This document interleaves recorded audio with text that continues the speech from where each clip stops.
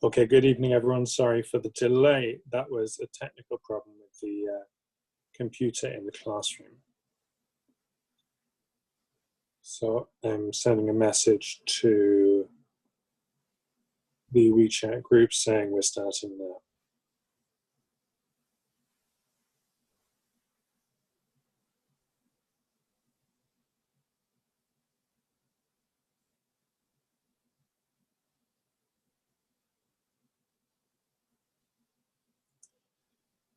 Okay, this is lesson 11. And we continue from where we left off last time with the chain rule theorem.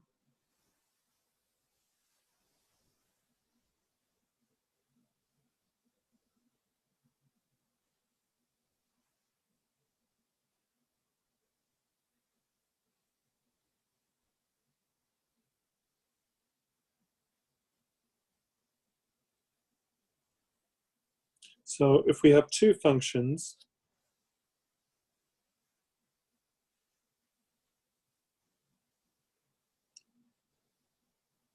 a function f of u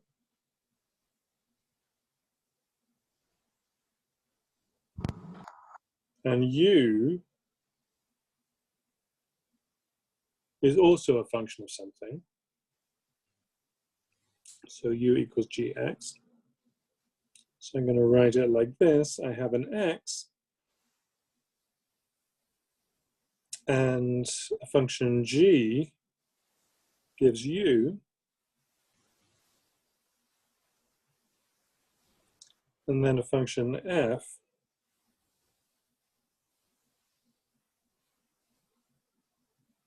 gives y. Then we want to know what's the derivative of the composed function. So to get y from x, we do g, then f. So what's the derivative of that?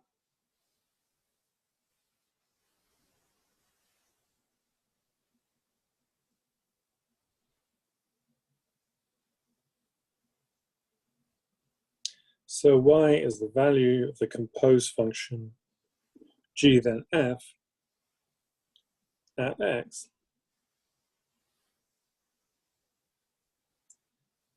And the derivative of this, so dy by dx at x,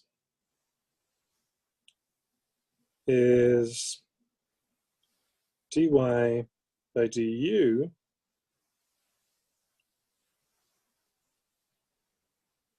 at gx times du by dx at x.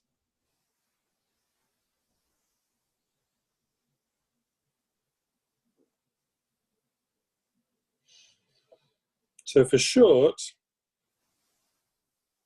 we can write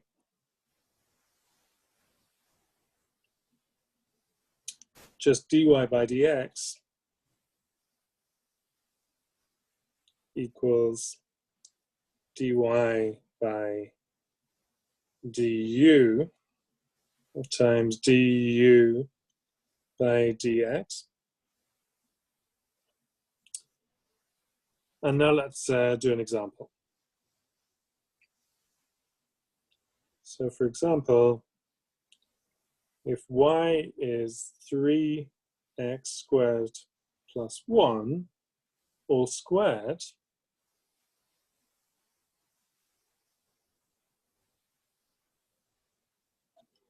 then we can write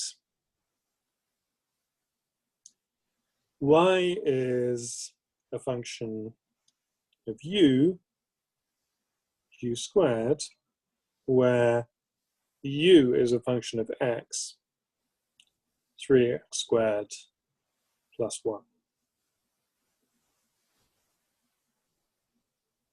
And then dy by dx is equal to dy by du times du by dx, and that's 2u times du by dx. We multiply by the power, that gives us 6, and we reduce the power by 1. And then derivative of a constant is 0. So then, substituting in for u, we get 2 times 6 times 3x squared plus 1 times x. So it's 12x times 3x squared plus 1.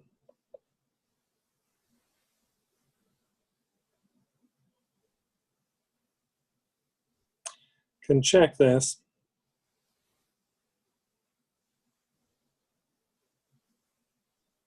using, remember the derivative of a product, d by dx, u times v,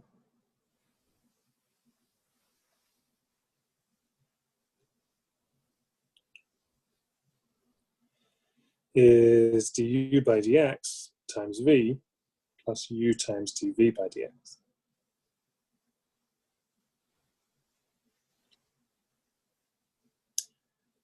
And if u and v are the same,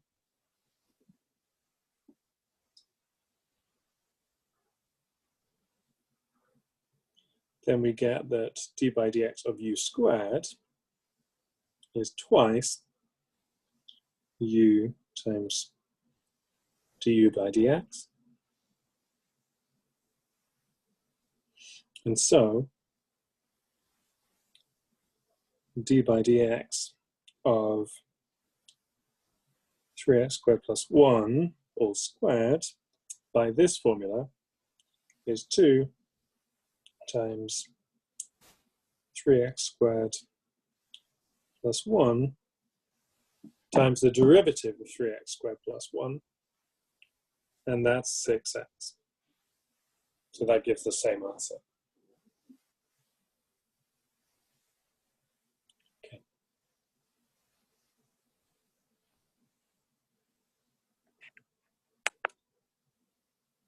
So some more examples, because it takes a bit of practice to use the chain rule reliably.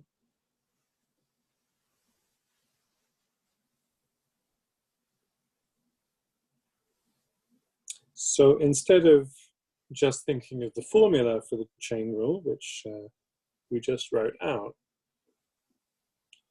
it can be helpful to think outside to inside.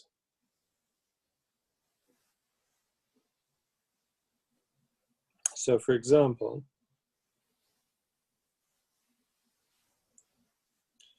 if I want to differentiate d by dx sine x squared plus x, so this is the inside,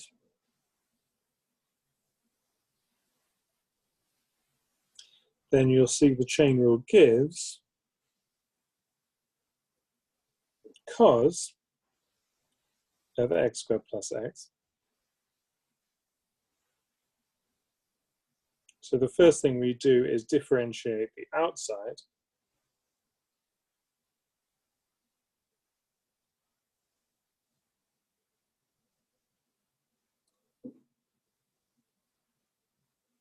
Multiplied by 2x plus 1.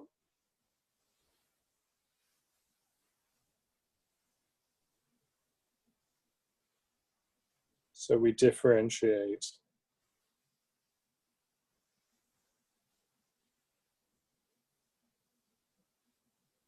the inside.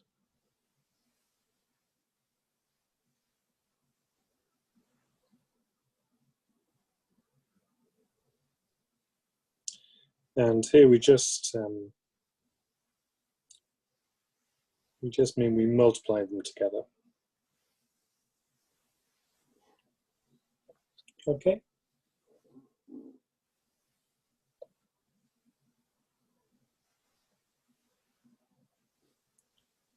Can also use chain rule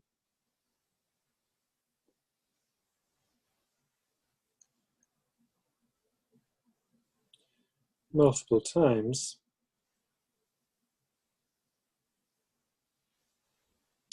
to differentiate one function.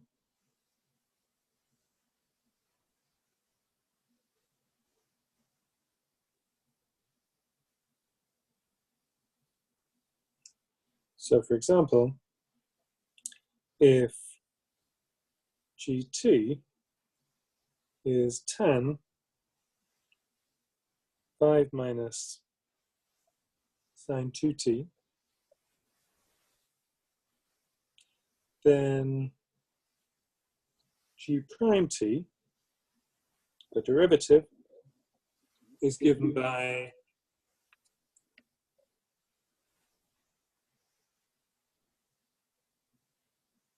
we differentiate the outside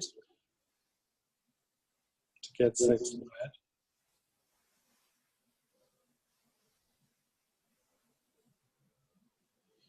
We leave the inside alone.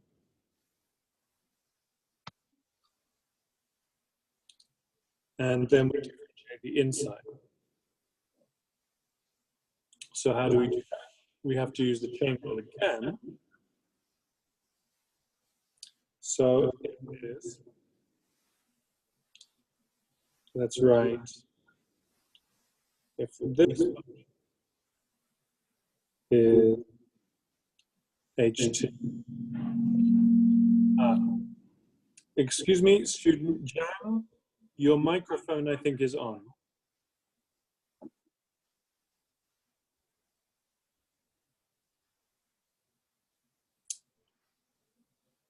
So here we want to put H prime T. So what's that? Well, if ht 5 minus sine t, then H prime T is, we want to differentiate 5 minus sine 2t. So the derivative of 5, it's a constant, is 0. The derivative of minus sine t we get by the chain rule. So first, I differentiate the outside. I get minus cos 2t.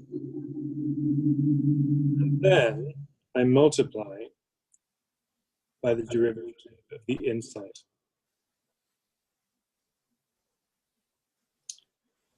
We get minus 2 cos 2t. So this goes here. And so the answer is g prime t is sec squared 5 minus sine t times minus 2 cos 2t. So in the end we get minus 2 cos 2t times sec squared 5 minus sine 2t. Okay, so I'm going to have to check that because it was a bit complicated. But first, student Zhang, your video and microphone are on, and I think it's making an echo. So,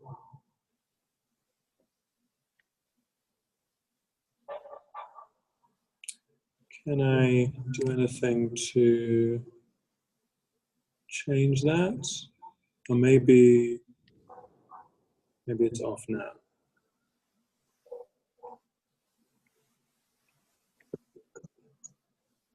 No. Oh, now it's off. Okay. All right. So, yeah, so that matches with my notes. So we've used the chain rule twice.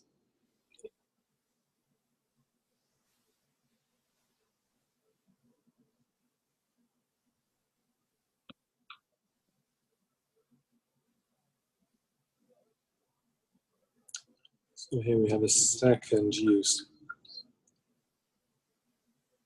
of the chain rule.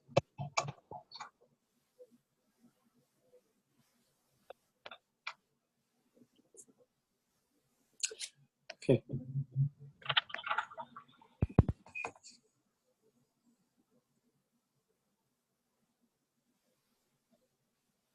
So we've used two notations, function notation and Leibniz notation. So there's again an echo because I don't see anyone's microphone on.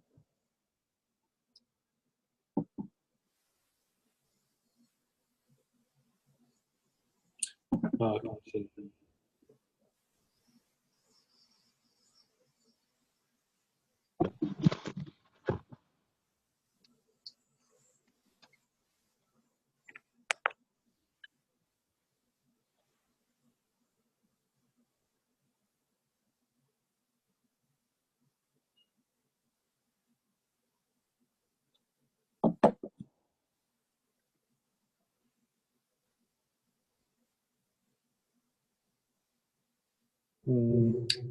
So it can mix function notation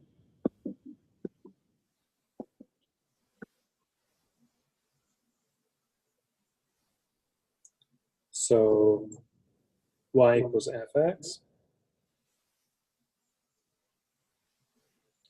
gives f prime x and the same meaning dy by dx.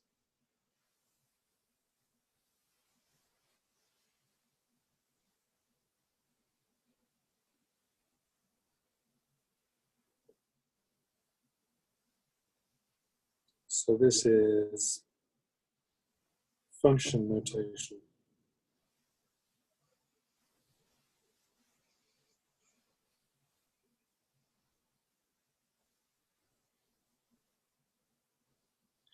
And this is Leibniz notation.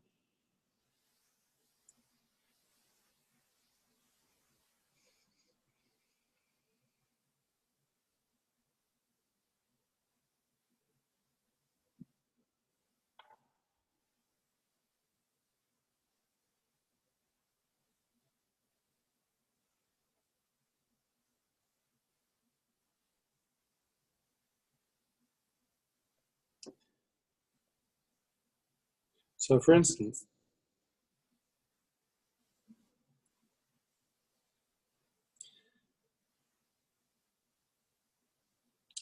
if I have variables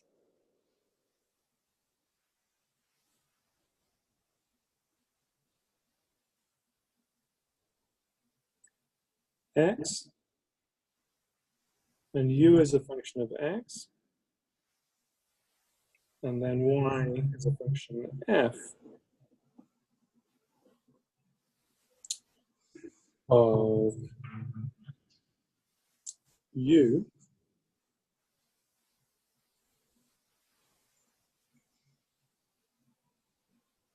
just going to write a note here about what this means. So this means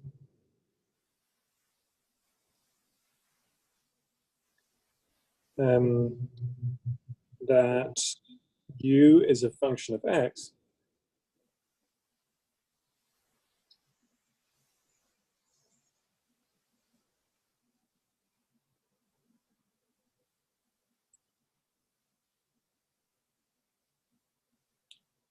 though function is not given a name.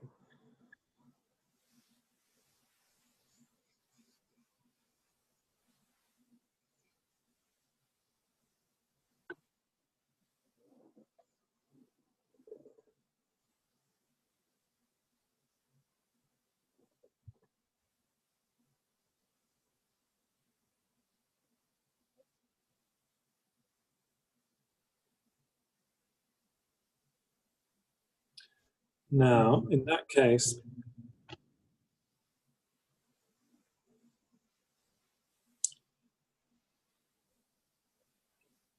y is a function of u.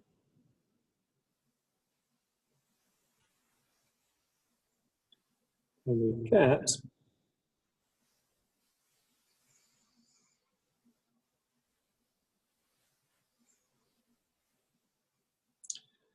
that d by dx of f of u is f prime u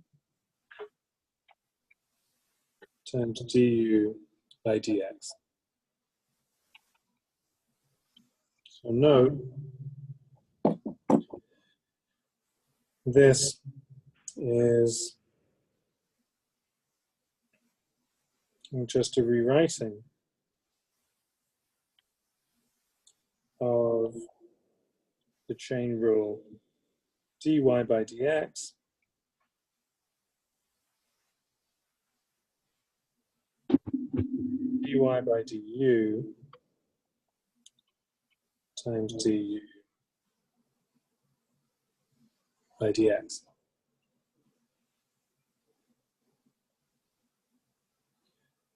So for example, if f of u is u to the power n, where u is a function of x,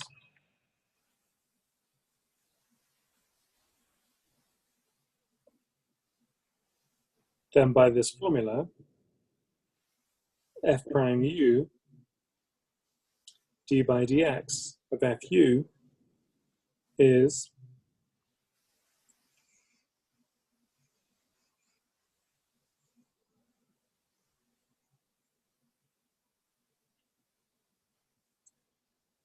n times u to the power n minus 1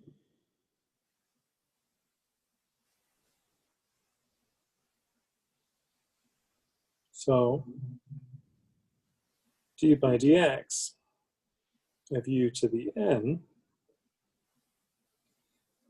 is n times u to the n minus 1 times du by dx.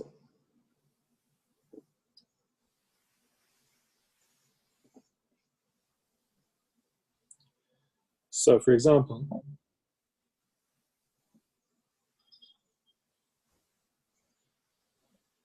d by dx of 5x cubed minus x to the 4 to the power 7, well, by this formula, that is 7 times 5x cubed minus x to the 4 times 6, and then that's multiplied by du by dx,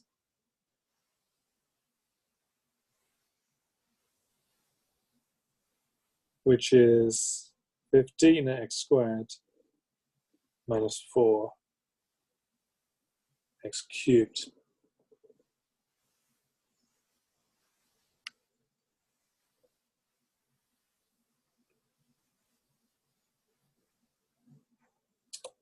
Okay, so I'm still getting an echo. I don't know if you can also hear that. If it's bad for you, then let us know. I'm going to continue for now. We'll try and work it out in the break.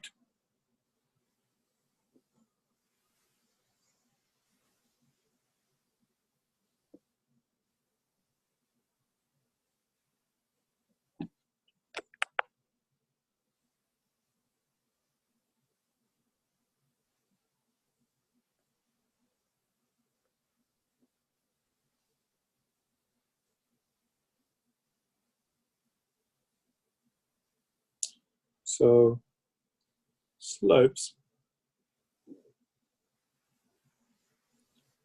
via chain rule.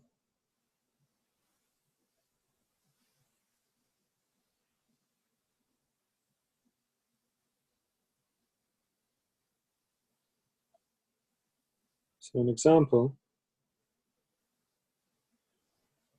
find slope of sine 5x at x equals pi over 3. And this is also an exercise in calculating sines and cosines of angles. So using this formula above, d by dx of sine to the 5x is 5 times sine to the 4x times cos x. And then what are sine x and cos x?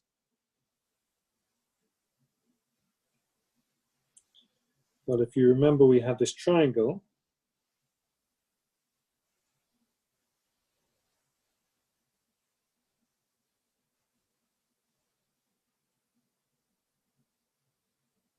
Sides 1 and 2 and square root of 3 with angles pi over 3 and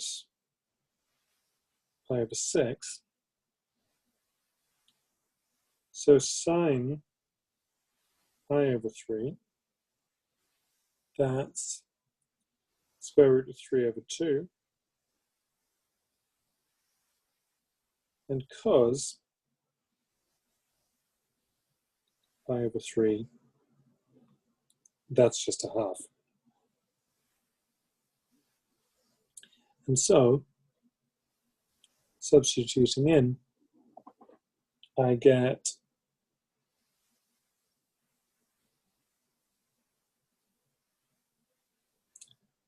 5 times square root of 3 over 2 to the power 4 times a half. And I can multiply that out. So square root of 3 to the power 4 is 3 squared.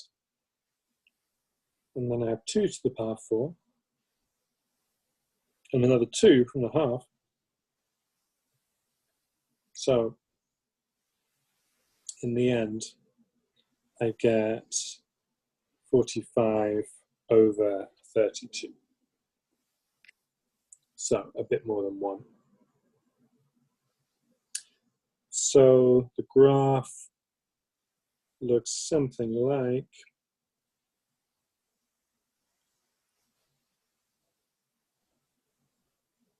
well, from 0 to pi over 2 sine x goes from 0 up to 1. So this graph goes something like this.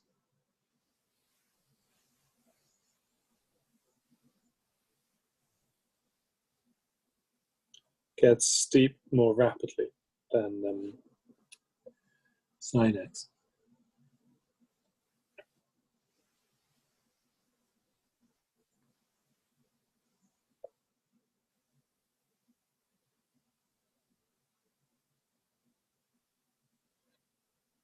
Okay, so that's almost time for our break. Come quickly because we started late, but let's start on a new topic, and that's parametric curves.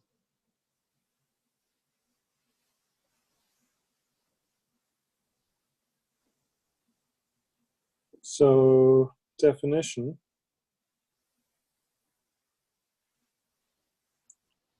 xy coordinates given as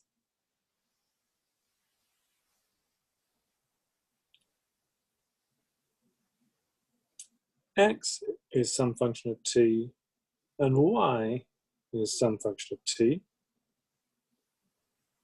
for t in an interval in R.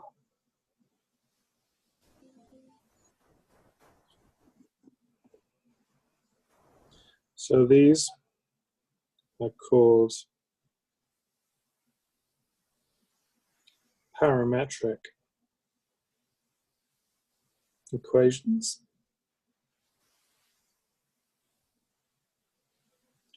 And we say T is a parameter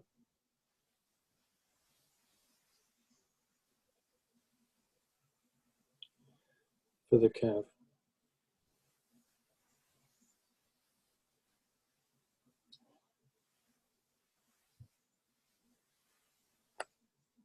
Okay.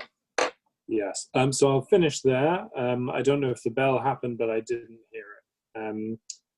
So I'm going to thank you for the chat message. I'm going to scroll up to show you the sign to the 5x.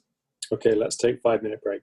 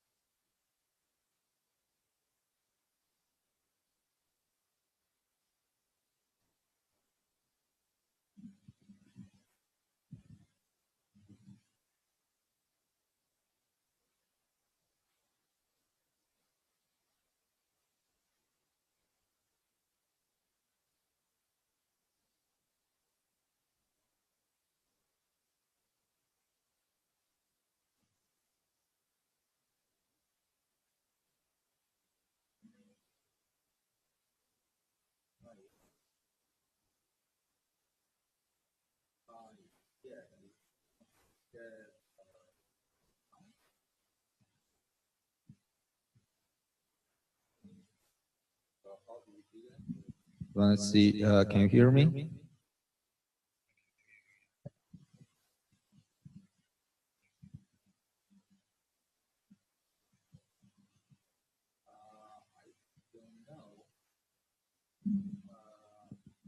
Maybe now I'm speaking to the microphone, so you can hear me.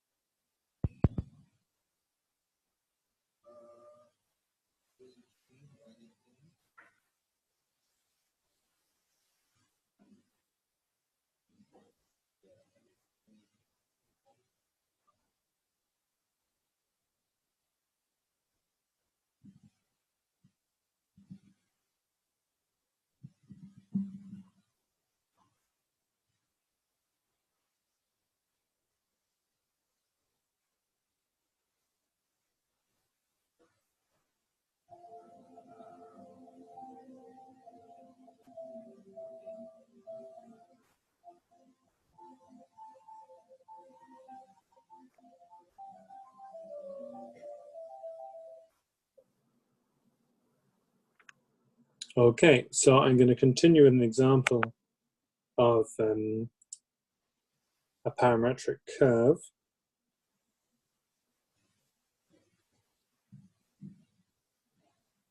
Let's take xy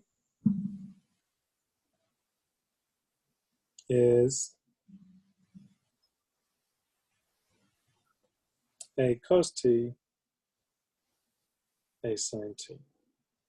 And what I'm doing here is I'm writing a shortened notation.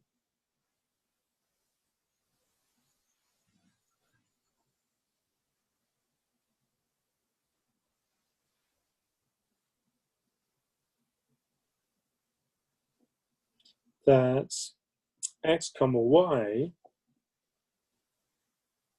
is ft comma gt.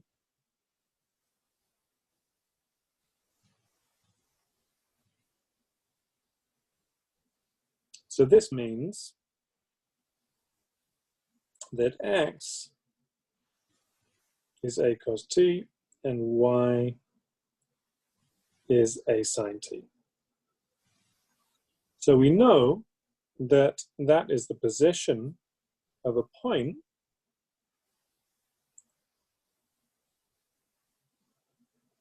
at angle t, where the angle is in standard position, and distance a.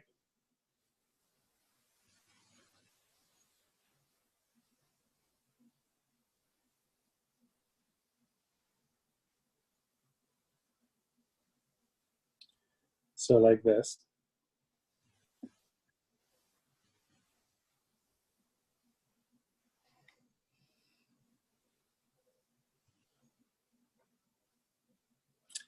So I can make a curve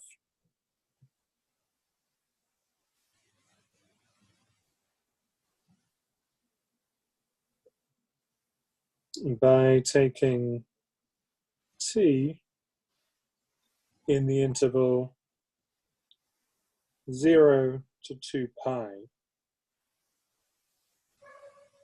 in R.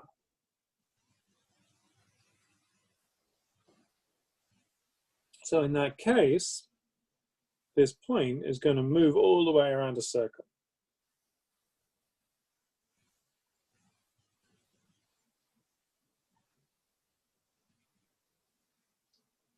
So let me draw.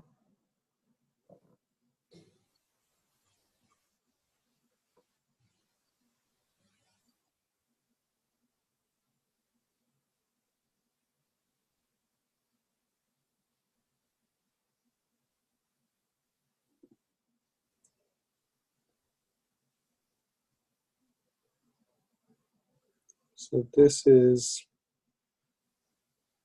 my point at angle t, and as t moves from 0 to 2 pi, we get all the points on the circle.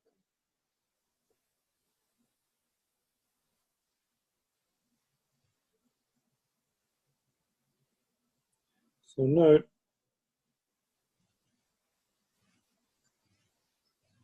could also describe curve by the formula of a circle, x squared plus y squared equals a squared.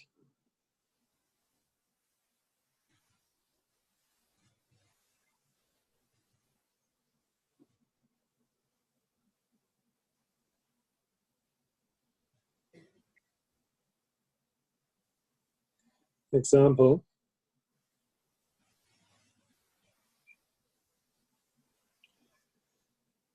square root of t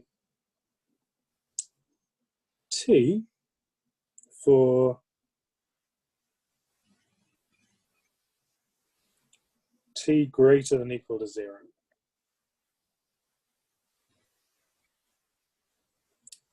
So the positive real numbers is again an interval in the real line. And now what do we get?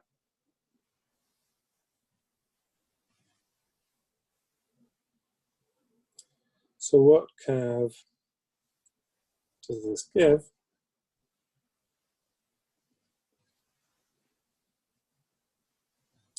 Note that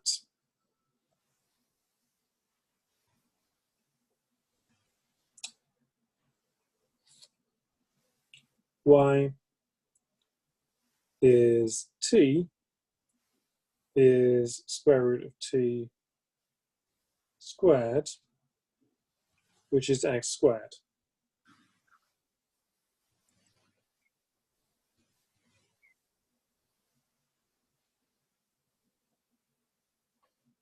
So all points in this parametric curve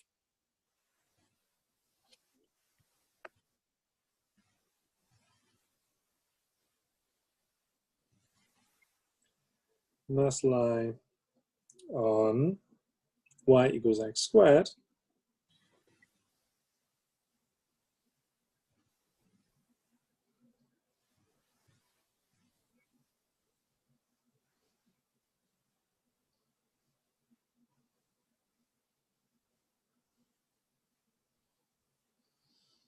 so they must lie on this, and we can see from the description that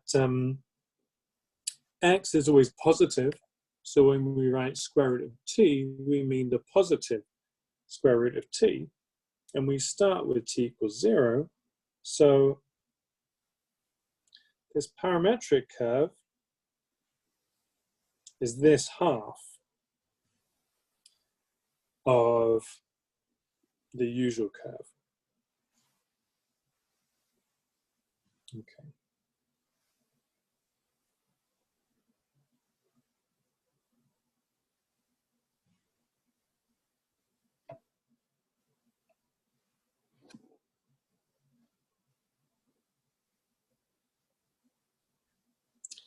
In fact,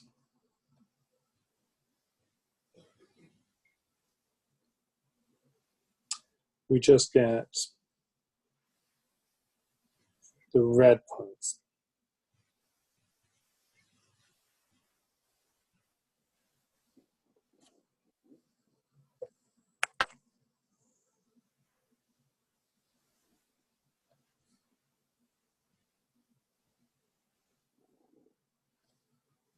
So for example, we can parameterize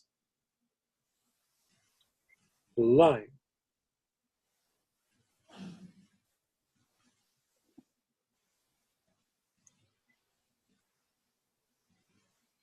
E.g., what are parametric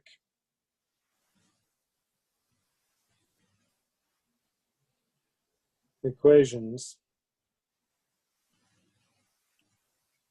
for the line joining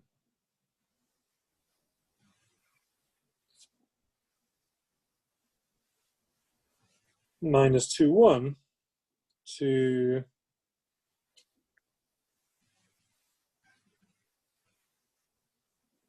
3, 5.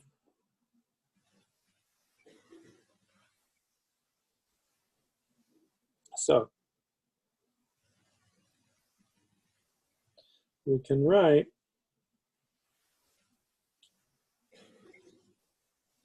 x is -2a plus at, and y is 1 plus bt.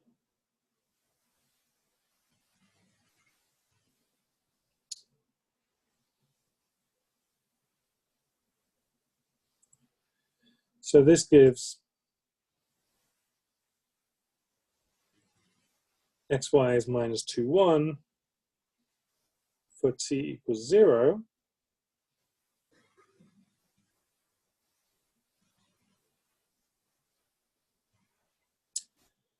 Can determine a and b such that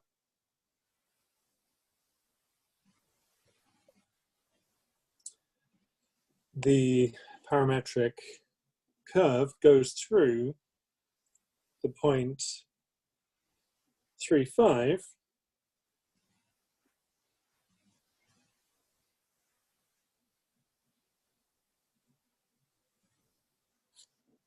so this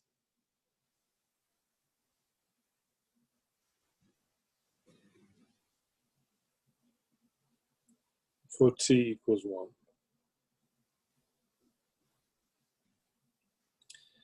And we get, of course, a is 5 and b equals 4.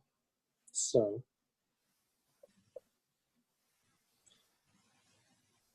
an answer is -2 plus 5t,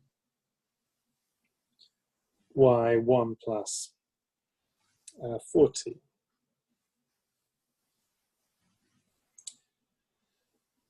And this is for t in the interval 0 to 1.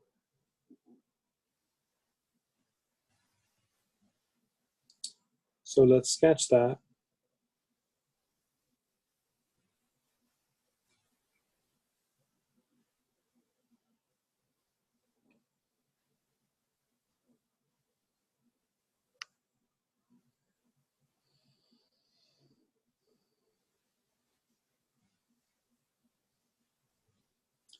So we're going from -2, 1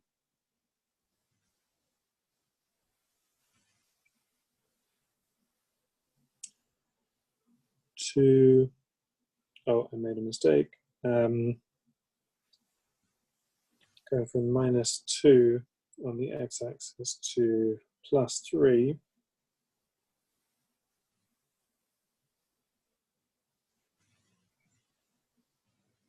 So we want something like this. And then from 1 to 5 in the y-coordinate.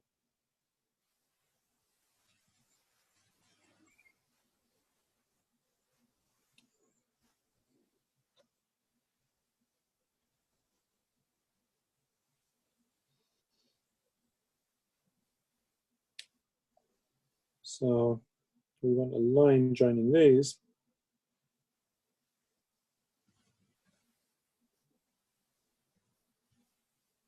And this is 1.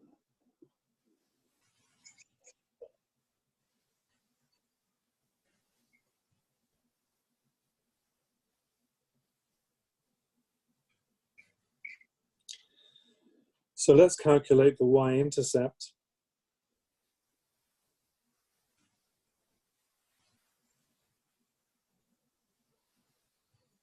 Well, if x is 0, then that implies t is 2/5. So that implies that y is 1 plus 8/5. So 2 3/5. Okay, so that seems about right from the diagram. Seems to fit. Okay.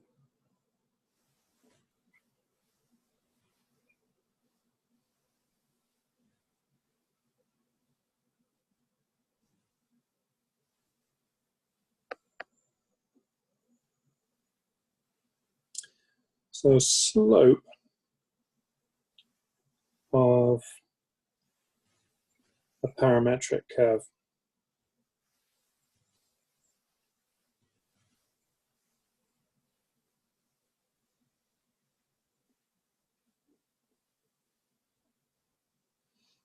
So we say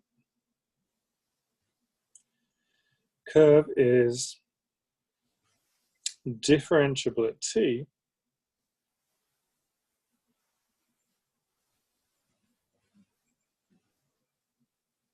if f and g both differentiable.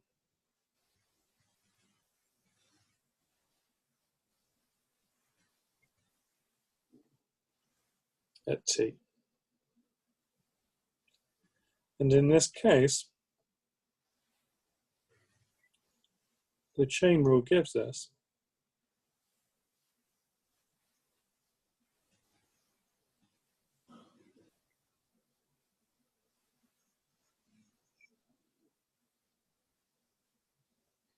that dy by dt, if I consider that as a function of x, which is a function of t, then dy by dt is this. And that implies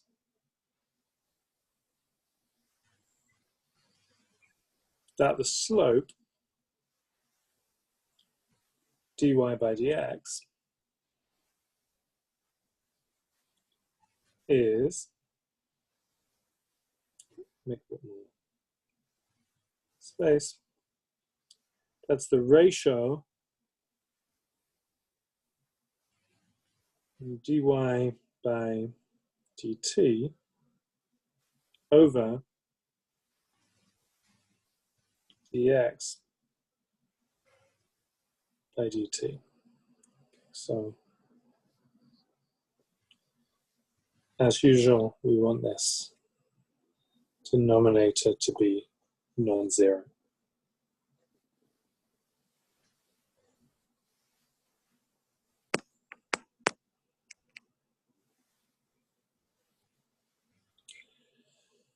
So for example,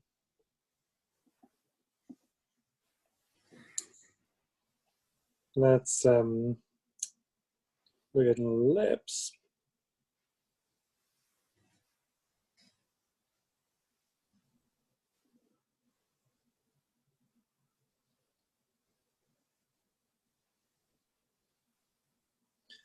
Parametric equations are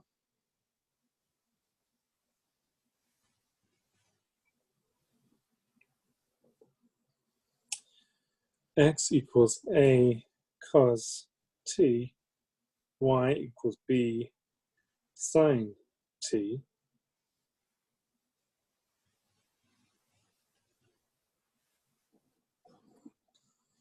for t in this interval.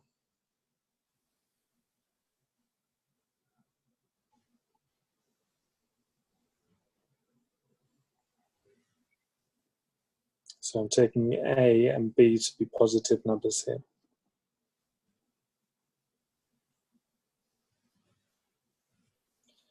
So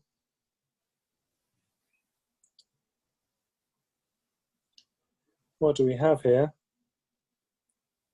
We have a circle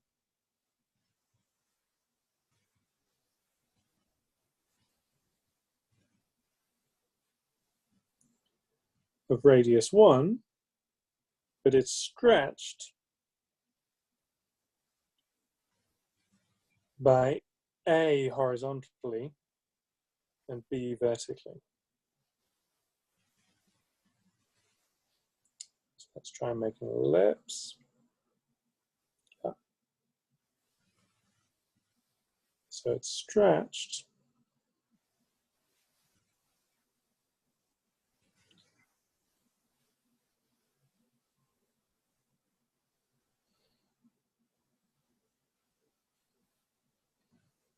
by a horizontally and b vertically. So that's very easy to do with a parametric equation. We just put a and b out the front.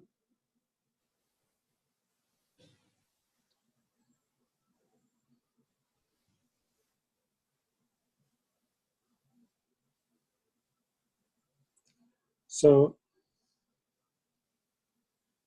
what is tangent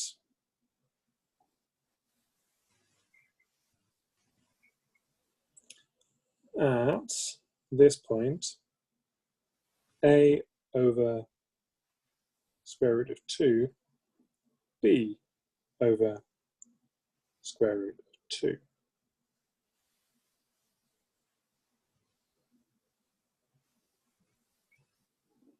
So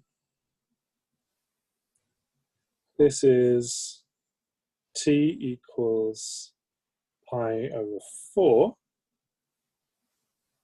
So why is that? Remember, we have this triangle, pi over 4, and another pi over 4.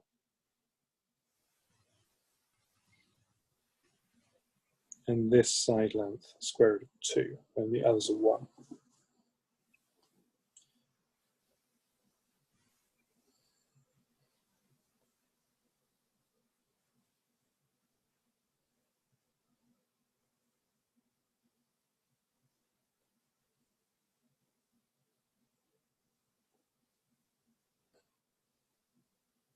So let's use the formula. dy by dx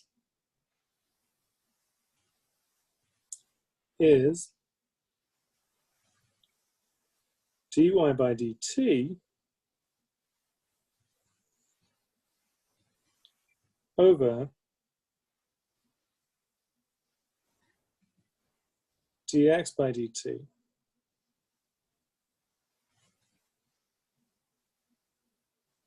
So what does that give us? B cos t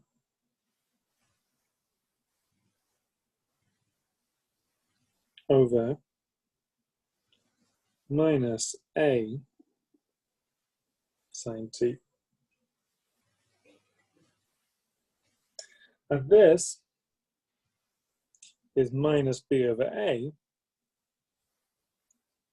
because we know sine t and cos t are both 1 over square root of 2.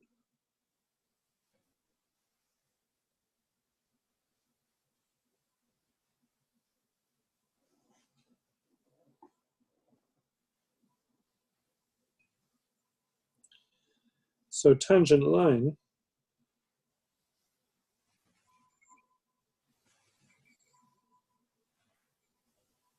is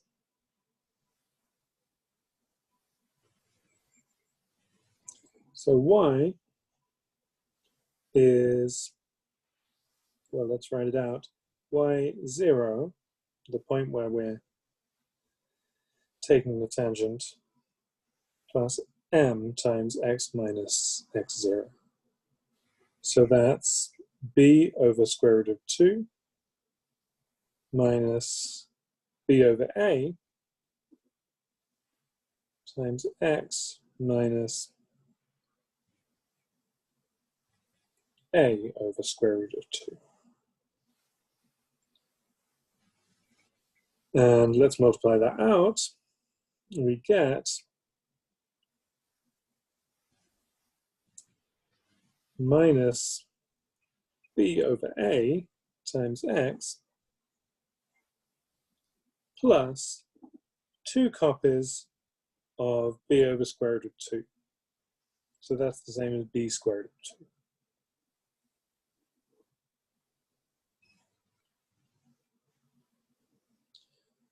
So let's check this for a equals b equals 1. So that's our circle with radius 1.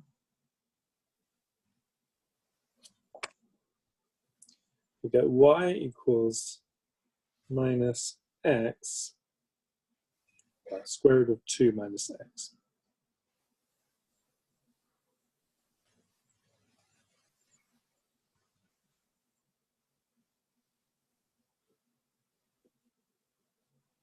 So we can check that against our sketch here.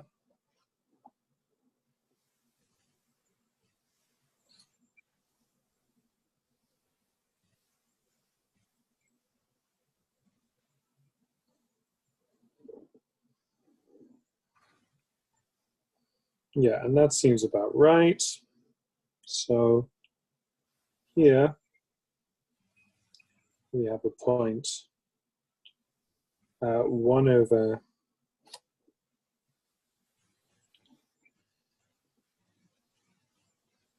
yeah, 1 over square root of 2 1 over square root of 2. So that's a point on the circle. The slope is -1, that's right. And the y-intercept is square root of 2, and so is the x-intercept.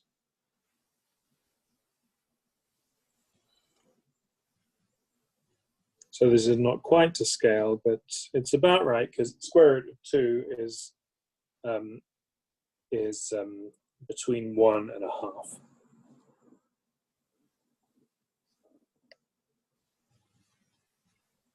Okay, just checking back for a question. Shouldn't it be x equals 0? Or maybe that was a question from a while back. So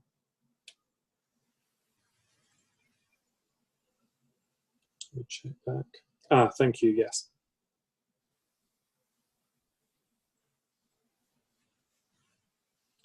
So this should be 0. So if x equals 0, then t is 2/5. Thank you.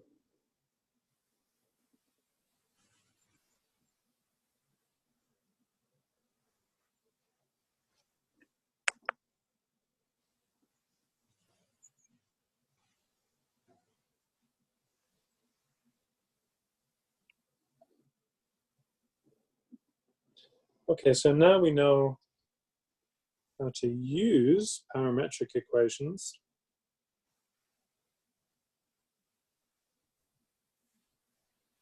We can see them in physics. So for example,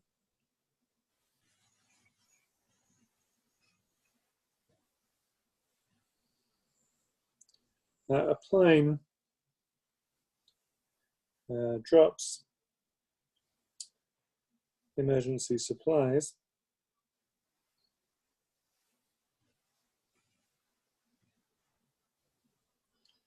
on a field, and the field has length 700 feet.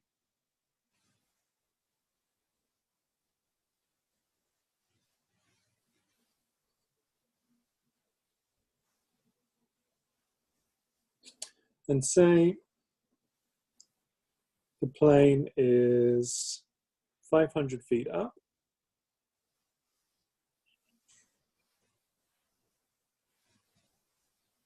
The plane,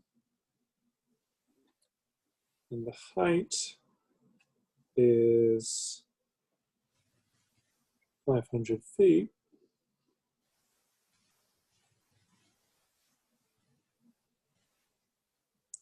And the plane is moving at 120 feet per second. And then a parametric equation for the supplies that it has dropped can be x equals 120t, and y is minus 16t squared plus 500. So where does this come from?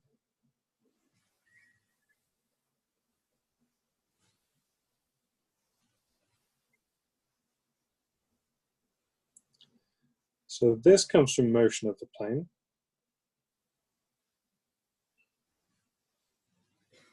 So if the plane drops something, then at least at the start, it's going to continue going on with the same speed as the plane.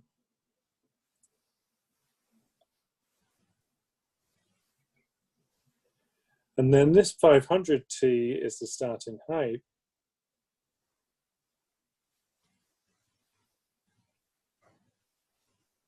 And this minus 16t squared is from gravity, like we saw before.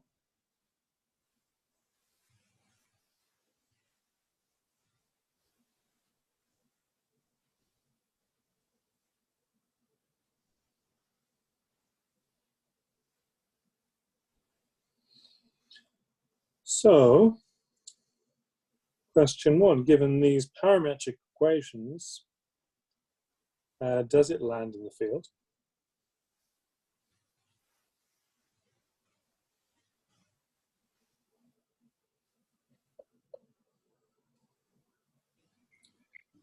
So we calculate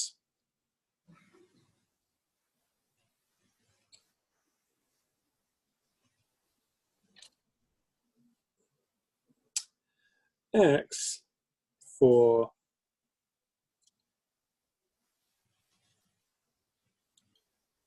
y equals 0.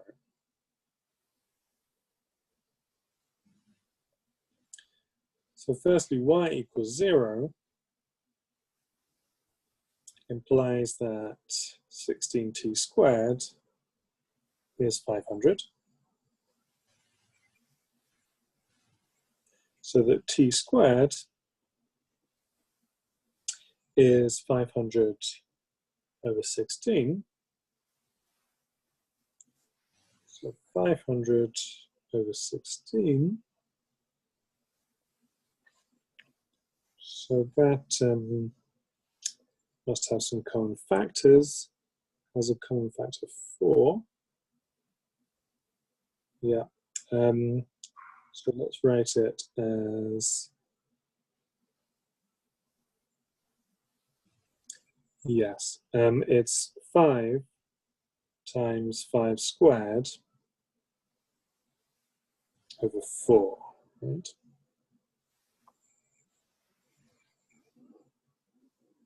And because 100 has a factor 4, and the quotient is 5 squared.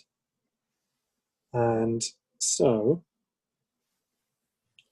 my t is 5 square root of 5 over 2. So my x then is 120 times 5 square root of 5 over 2. So what's that? Well, 60 times 5 times square root of 5. So that's 300 square root of 5. So the question is x less than 700?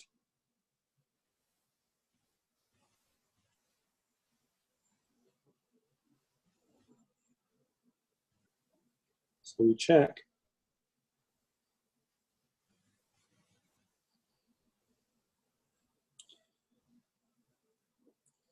Is 300 times the square root of 5 less than 700? Well, that's if and only if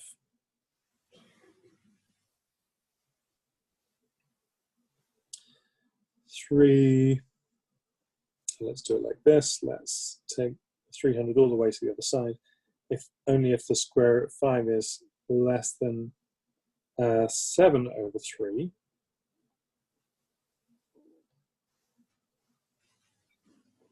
And that's if and only if 5 is less than 7 squared over 3 squared. And that's 49 over 9.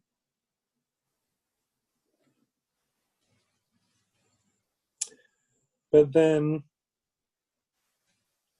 putting it over the same denominator, 5 is 45 over 9.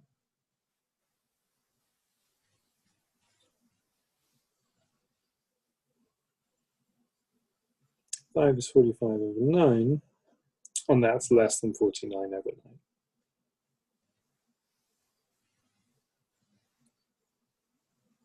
Which is true.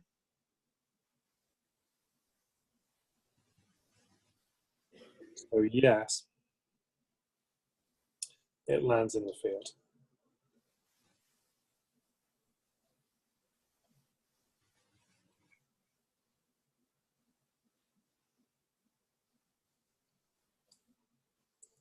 So now let's find equation of path.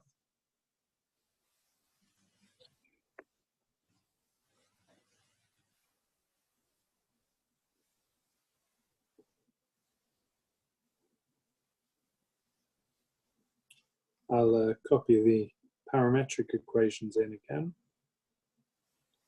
so we can see.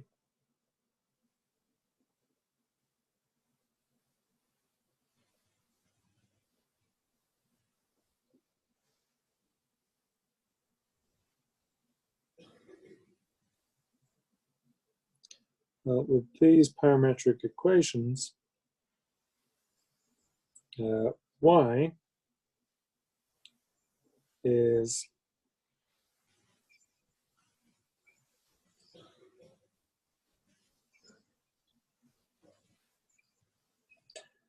minus 16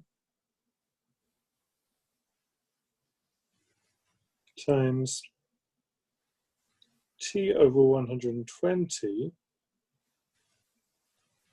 squared. Oh, I mean x over 120 squared.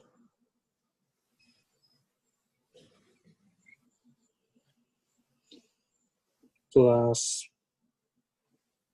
500. So let's simplify that. So I have minus 16 on the outside, but I can take out a 4 on the inside.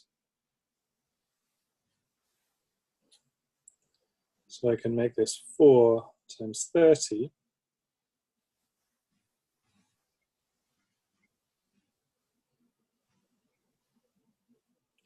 plus 500. So these cancel, and I get minus x squared over 900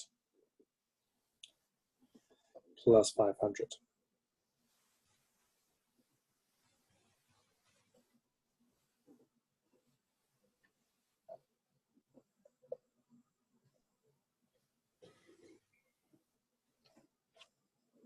Okay, so that would let us calculate, that would let us sketch the path. So let's use calculus to calculate rate of descent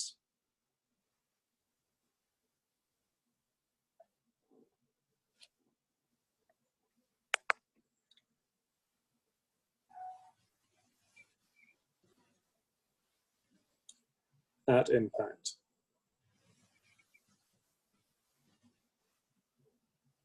So this means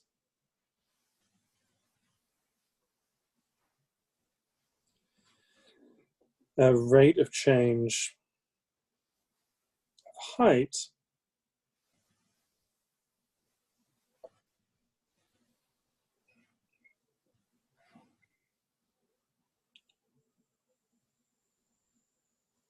with respect to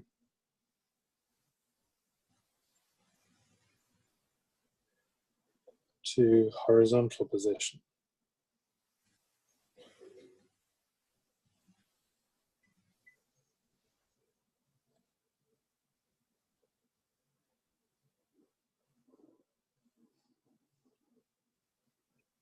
So what is that? Well, y is the height, and x is the horizontal position, so it's just dy by dx.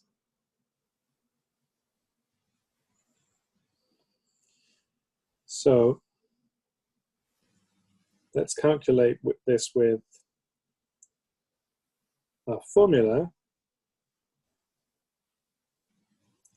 dy by dt over dx by dt.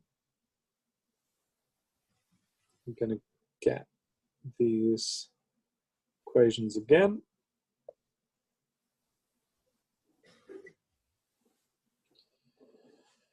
And so, and while I do this, I'm also going to get the time of impact.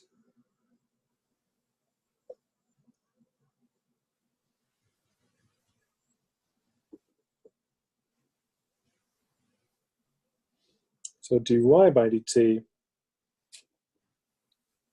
is minus 32t. So thanks for the question in the chat. Why is it minus 16? That's because why? Okay, so I can explain why gravity is halved at this moment. So let me put this here. So question,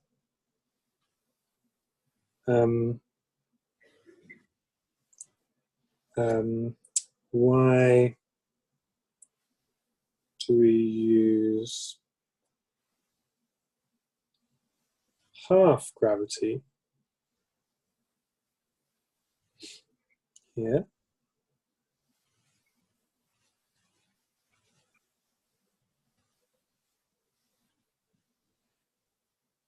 So answer,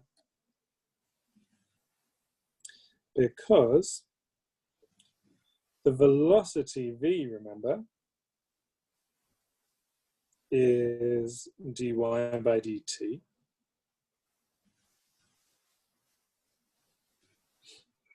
And that is minus 32t. And the acceleration, a, is the second derivative of y with respect to t, and that's minus 32.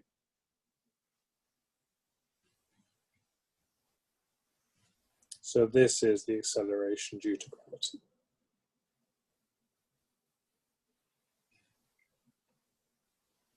So we have to put it in the equation for y with a half, because then when I differentiate and get the equation for acceleration, I get the right answer.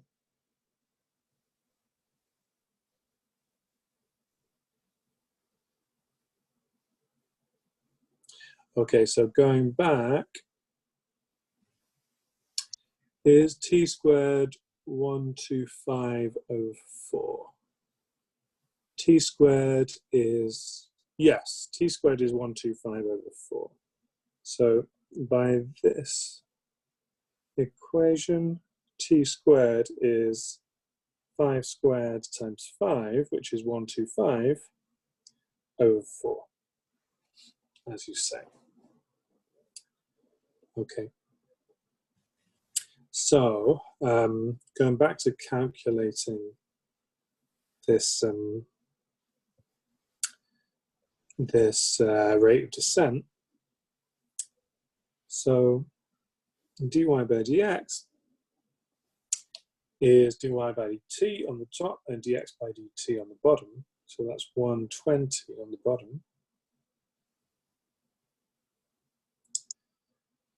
So then I want to cancel. So what can I do? I can cancel by 4. So 4 times, this is 4 times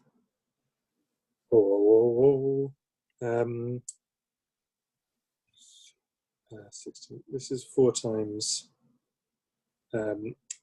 it's not 4 times 8. Oh, this is embarrassing. Yes, it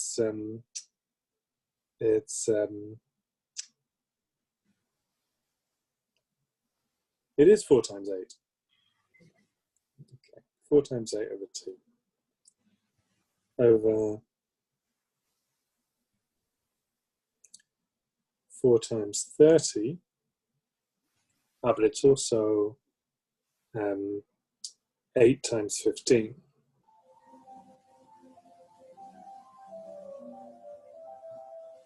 Okay, we'll finish this. Yes, minus 4 over 15. So we'll finish this after a break.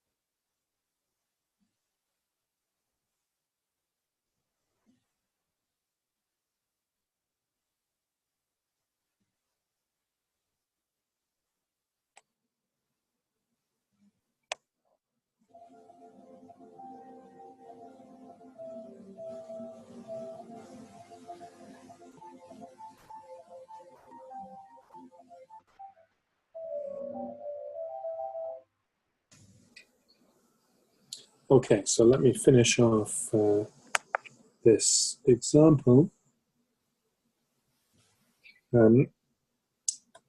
So we've worked out that the rate of descent is -4/15t. So at impact, we worked out that the time is this. So dy by dx is minus 4 over 15 times 5 square root of 5 over 2,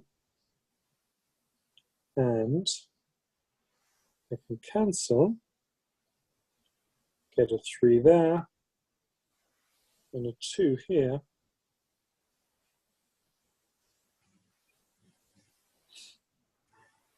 And so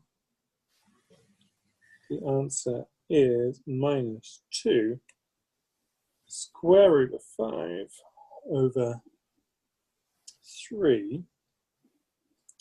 Okay, so that's not very pretty, but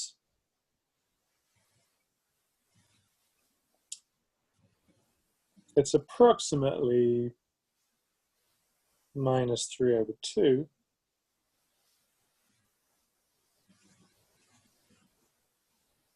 I'm going to make some space.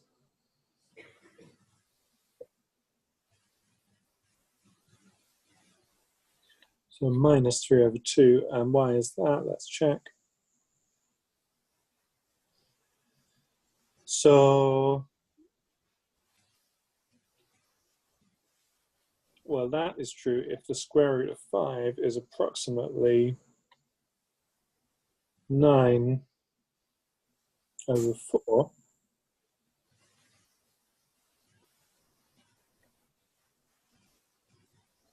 But the square root of 5, if I square that, I get 5, and if I square this, I get 81 over 16.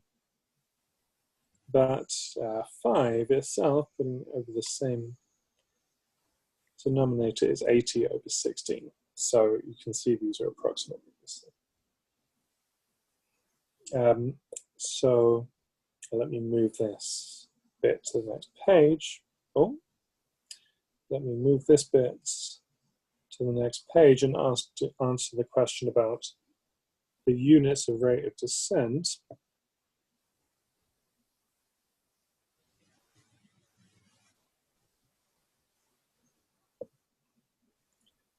Well, let me first sketch what this rate of descent means. So sketching the meaning of this.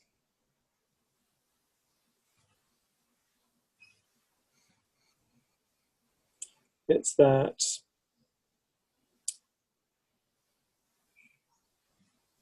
if this is the floor, then for every 2 units in the x direction we go, so every 2 units in the x direction we go 3 down.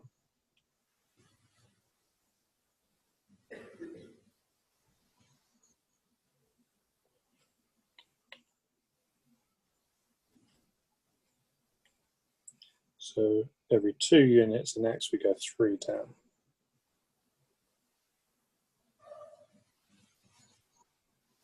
And this is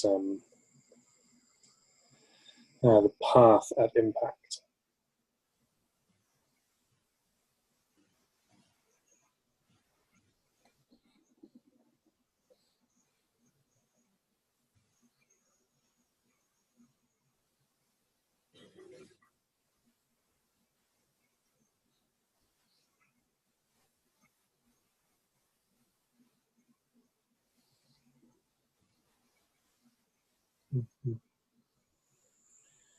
So the rate of descent is same thing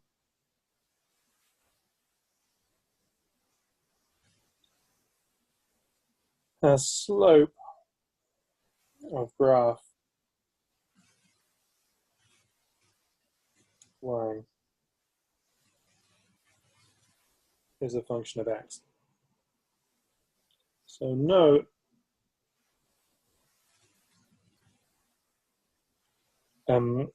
rate of descent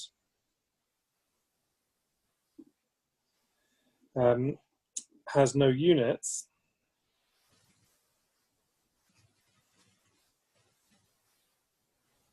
because dy by dx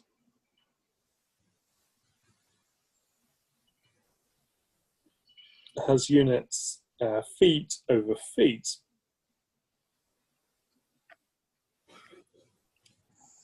So feet per foot is no units.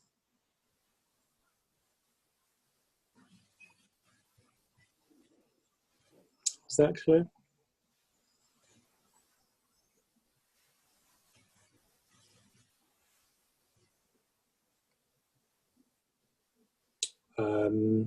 So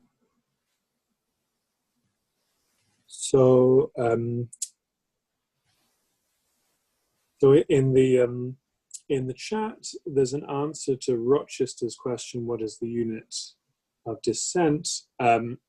Okay, thank you, student Leon. Yes, feet per feet, no units. Great. Well, we need to approximate our answers like this.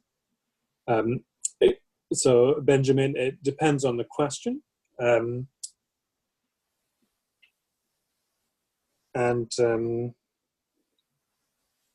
Yeah, so the exam arrangement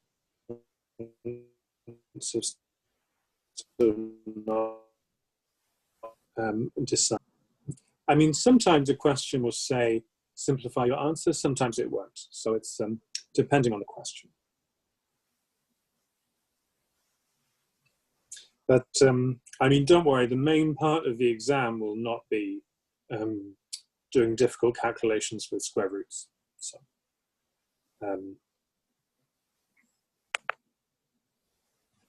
that's not what we'll be testing. Okay, so new subject, and this will probably take the rest of the class, implicit differentiation.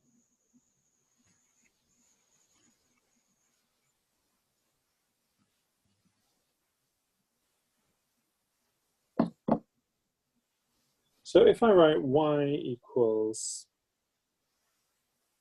fx, then y is given, we say, explicitly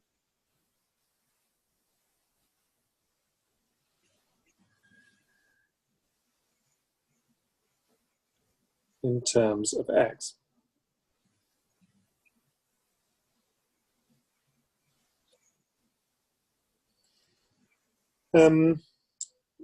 But if we say,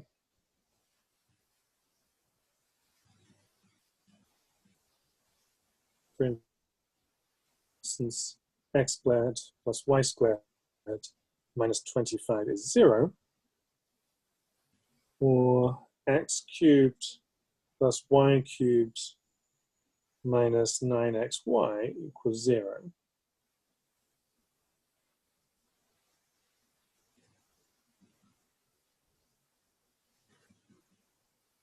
And we know x,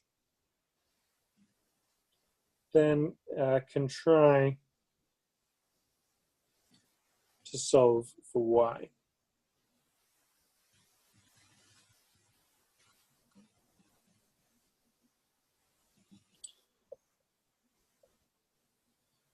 In such cases,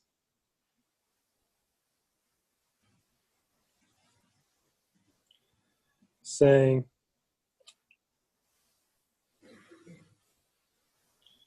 we say that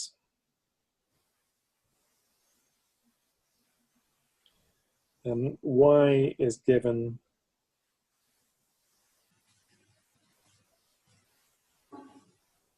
implicitly in terms of x.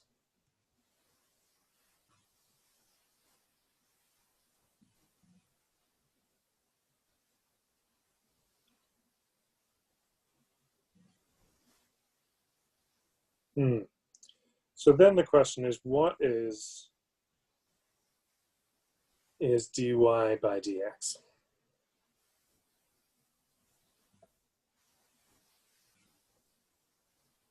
So let's start with an example.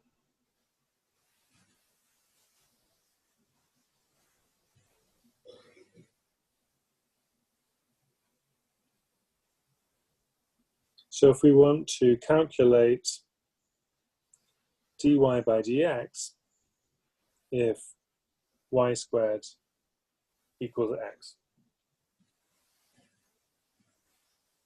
So here, I haven't explicitly given y in terms of x. I've just written an equation that relates the two. But of course, if I give a value of x, then I can solve for y.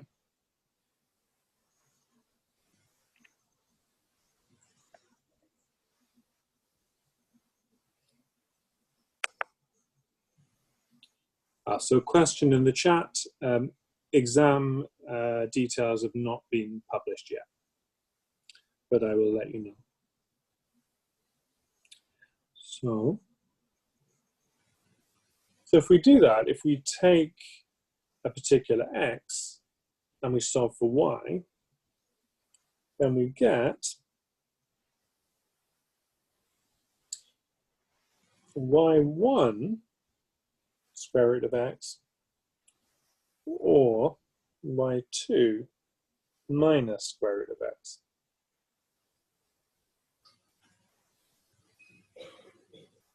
So this is if I fix x and solving for y, get two possible options.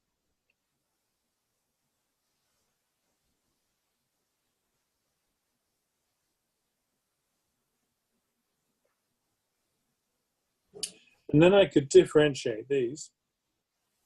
So what would I get? d1 by dx is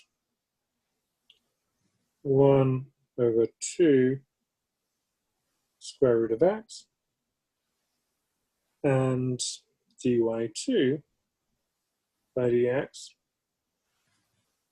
is minus 1 over 2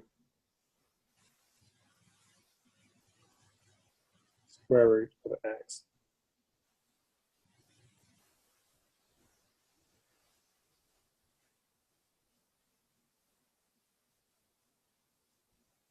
So we have two answers here.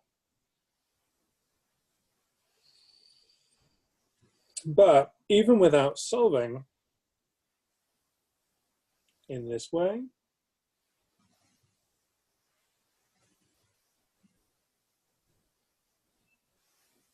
we can find these answers.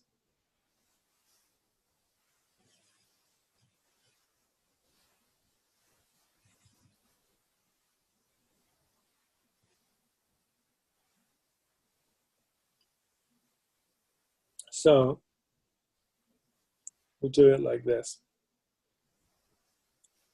We take y squared equals x, and we differentiate both sides.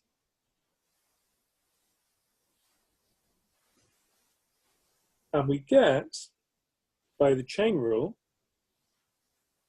so we differentiate the outside, and then we differentiate the inside.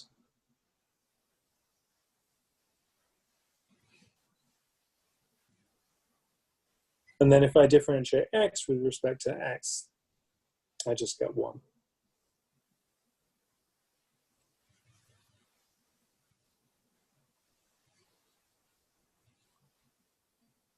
And so this gives me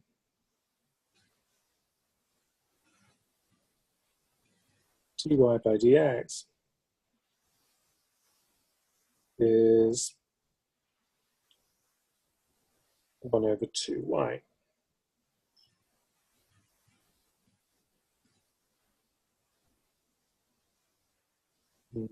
So note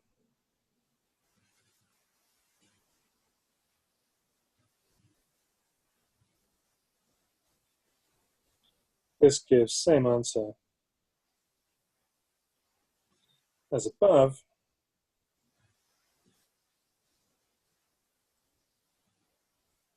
by putting y equals y1 or y equals y2.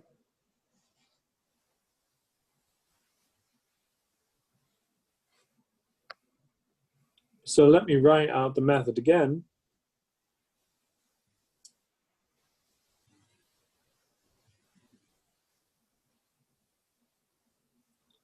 So here's our method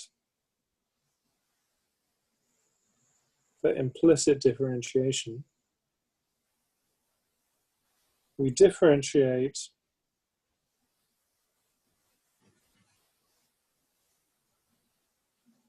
both sides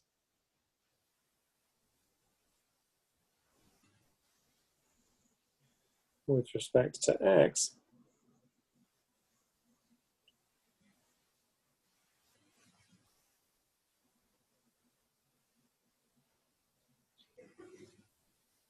as if y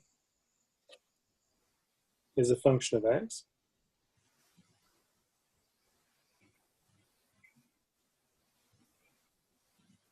So even though y is not explicitly given as a function of x, in this method, we work as if y is a function of x, and then we solve for dy by dx.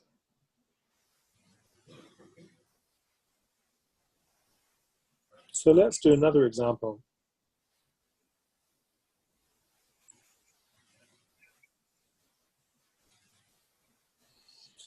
If I have y squared is x planned plus sine x times y, and I want to calculate dy by dx. Well,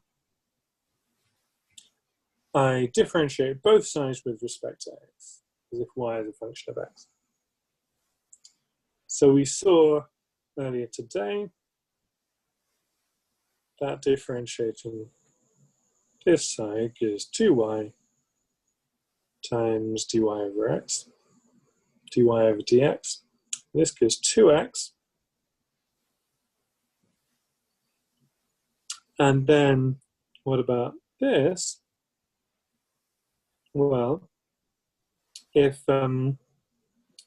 y is a function of x, then we have to use the chain rule here.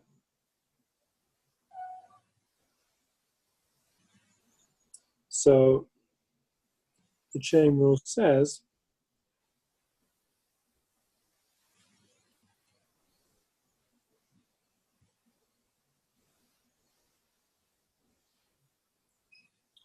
well, let me write it out in a few steps, I think. So the chain rule says differentiate the outside. We got cos xy, and then multiply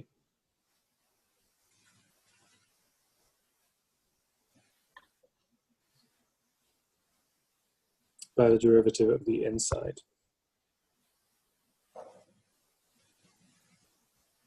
So what do we get? 2x plus cos xy times,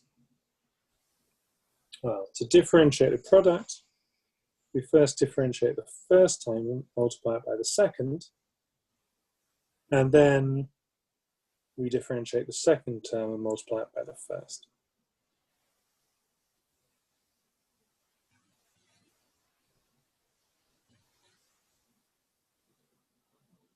So we get that. And then I want to solve for dy by dx.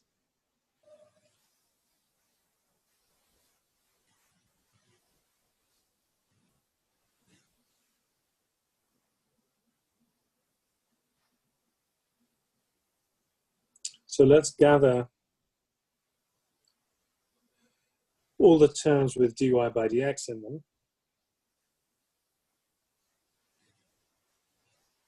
On this side. So I get 2y minus x cos xy times dy by dx. And on this side, I get 2x plus y cos xy. Okay. And then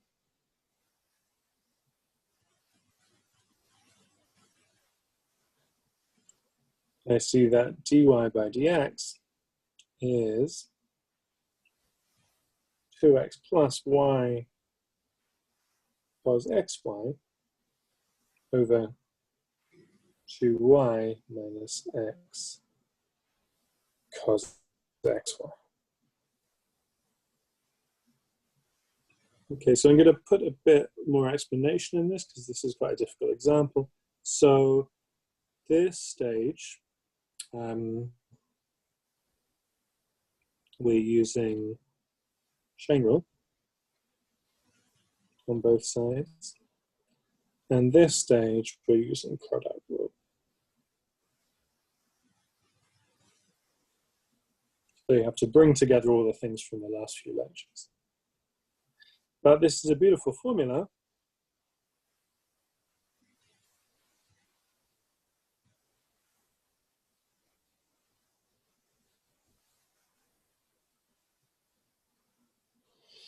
And we couldn't get it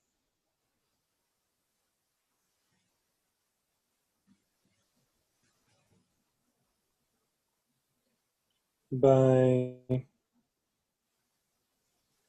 writing y explicitly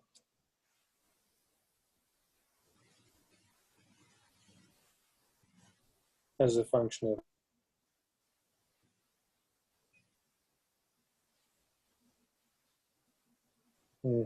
So because we can't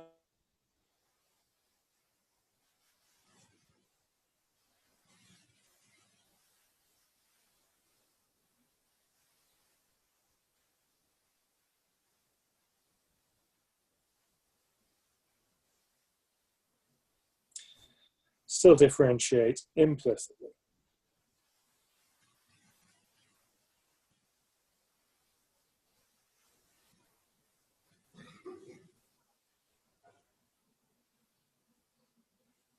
Okay. So just to show you what this function looks like. So these are the x and y that are related by this formula.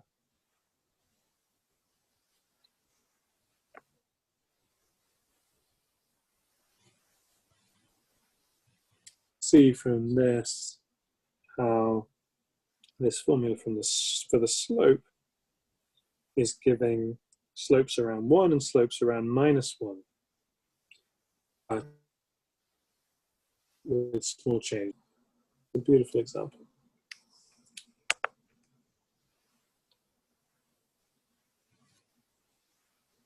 Okay, so another example. Let's start with this curve.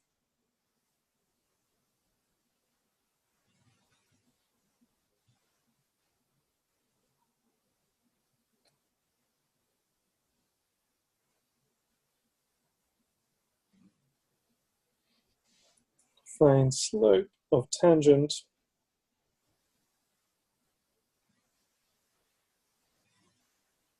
at xy equals 2, 4. So we differentiate both sides. X cubed plus y cubed minus 9xy is 0. So that gives, and we differentiate with respect to x, and we pretend y is a function of x. So what's y cubed differentiated with respect to x? So this one we saw earlier, it's 3y squared times dy by dx. So for this, we're using chain rule. And then what about the last bit? That's minus 9. And then we can use product rule. So derivative of x is 1 times y plus x times dy by dx. So that's coming from the product rule.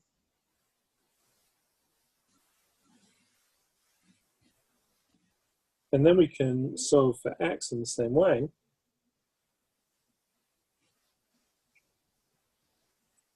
So let's group the dy by dx terms. On the left, and we get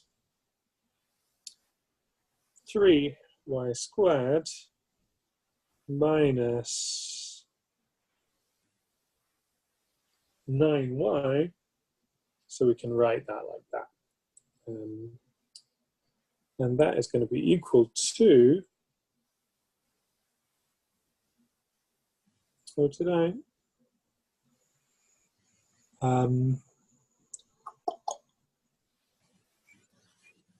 Oh wait, I think I made a mistake here somewhere.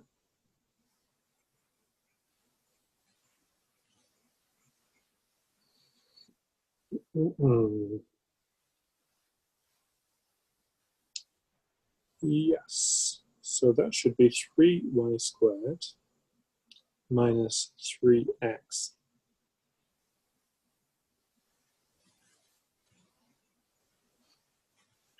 And on the opposite side, plus 9y minus 3x squared.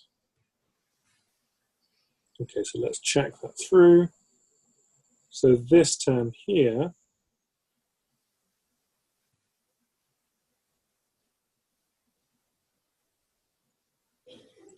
becomes this term here,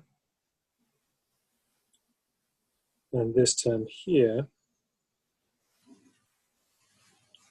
becomes this term here. Okay. And so we can solve for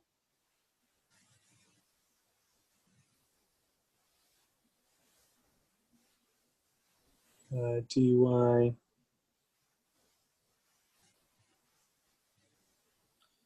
dx. We get, so I'm gonna take out a 3 here as well.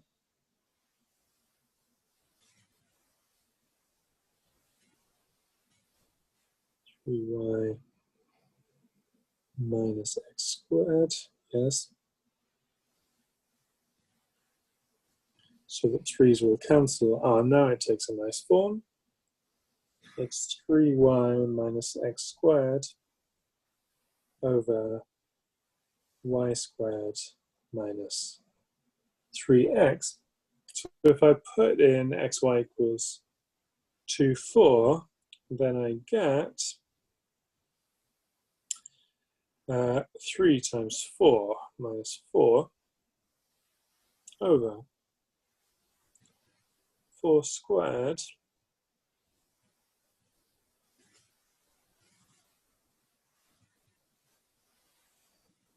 minus 6. And that is, or 2 times 4, which is 8 over 10, which is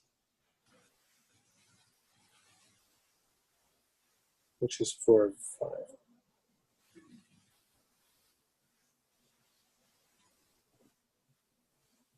Okay, and checking that against the tangent picture, yes, 4 over 5 is just slightly less than 1. So instead of having a 45-degree tangent vector, we have a slightly less than 45-degree tangent vector. So that matches with the picture. Yes, thank you. It's minus 3x. So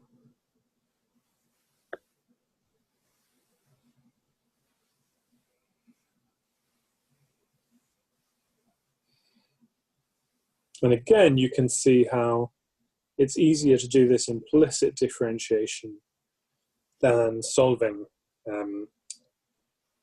for y in terms of x. So in this case, it's possible to solve for y in terms of x, but it's not very convenient.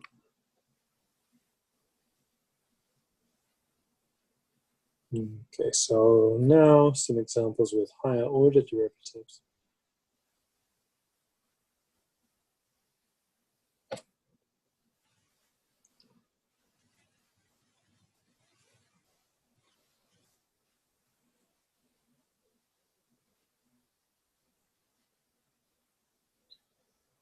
So for example, if I want to calculate d squared y over x squared, if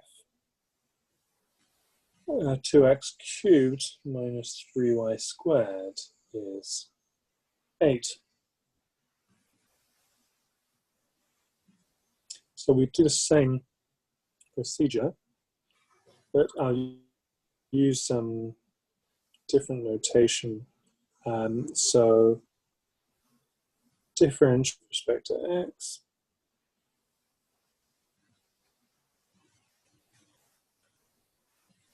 We get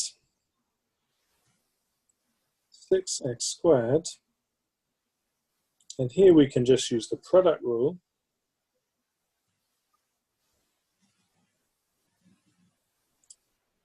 So I get 3 times 2 times y prime.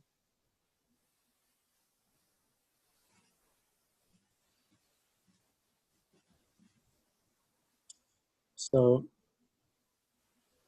we get, cancelling those 6's, y prime is x squared over y for y non-zero.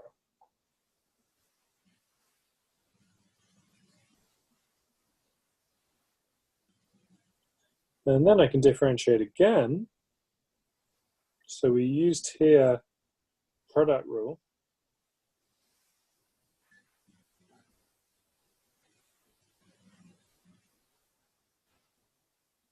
But here,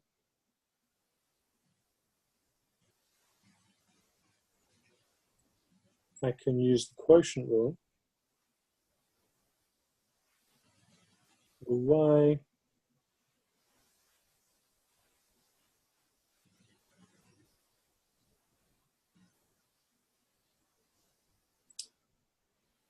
times the derivative of x squared,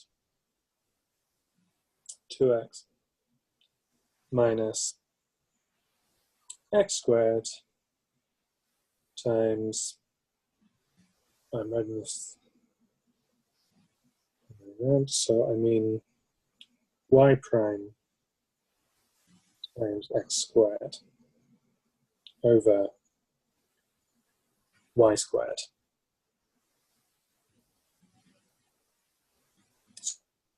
So here we use the quotient rule.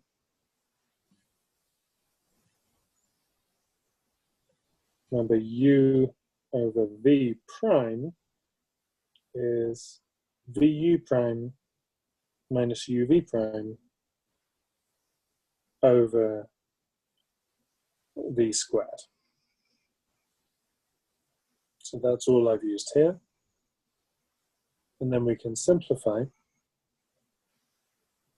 So we get 2x over y minus x squared over y squared times y prime. But we already know y prime, so we can substitute that in. So we get 2x over y minus x to the 4 over y cubed, again, for y not equal to 0.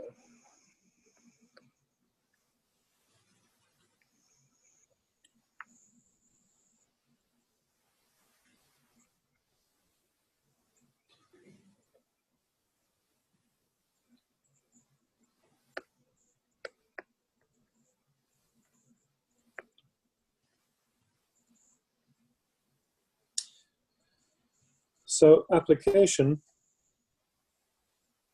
of implicit differentiation.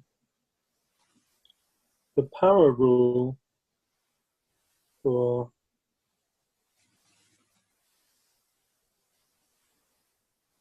x to the power p over q. So this is a fraction here.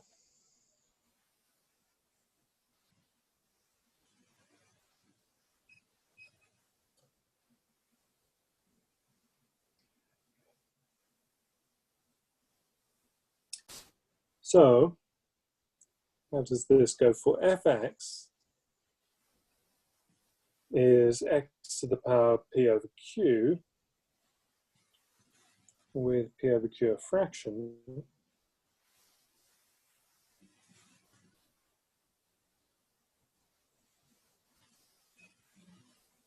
We can differentiate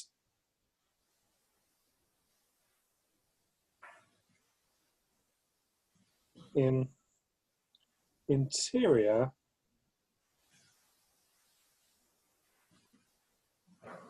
of domain.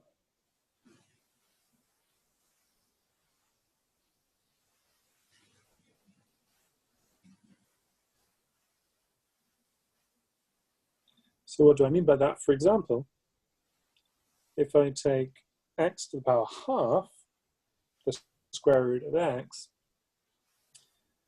then domain we know is 0 to infinity,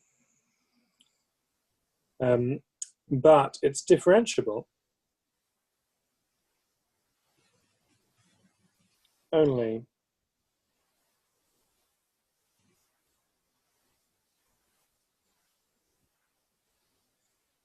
in the interior of that interval. So the open interval. So we can see why that is from the graph.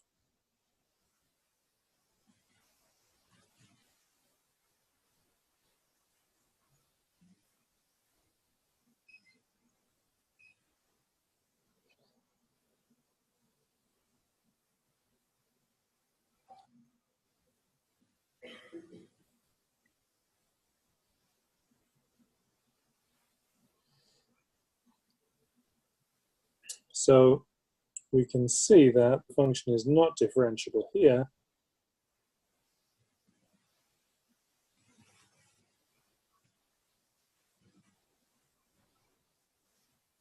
because the tangent line is vertical.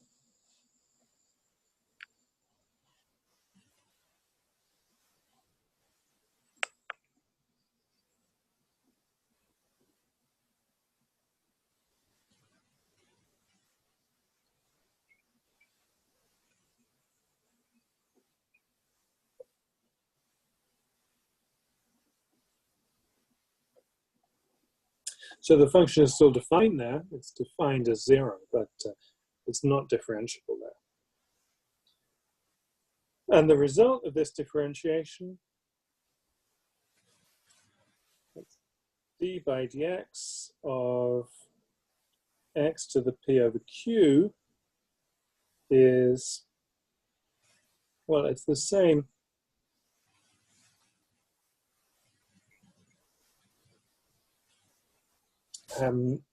sort of rule as whole number powers. It goes like this. So for example,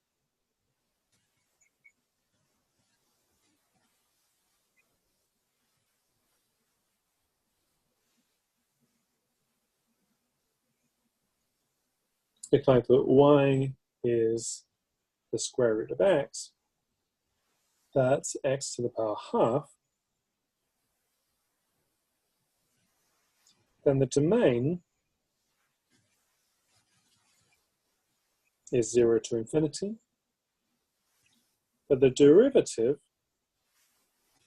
I use the rule of putting half out front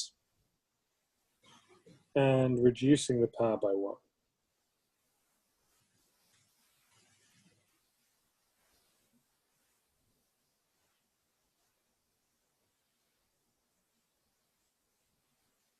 So this is the derivative. And we're going to 1 over 2 times square root of x. And now, I told you the domain should be the interior of the interval, and you can see why that is, because if x is 0, then this is not defined. So let's do one more example. Y prime prime is, well, we already have a half, and by the rule, we then multiply by the power and reduce the power by 1. 1 over 2 minus 1. So the result is minus 1 over 4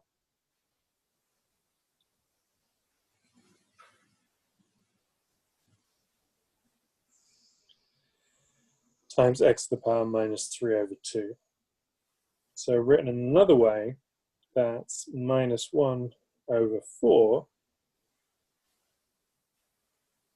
times x square root of x. And again, the domain is 0 to infinity. So just in the last moments, so how to prove this?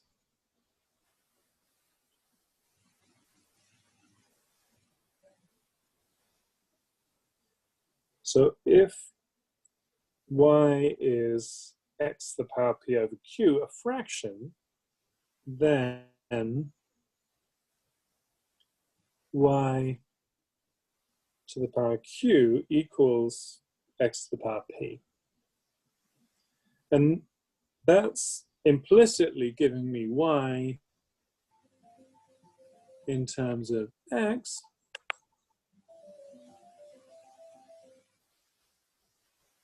so implicit differentiation like this, which gives the formula. You manipulate that equation. Okay, that's enough for today. So see you on Thursday. Thank you.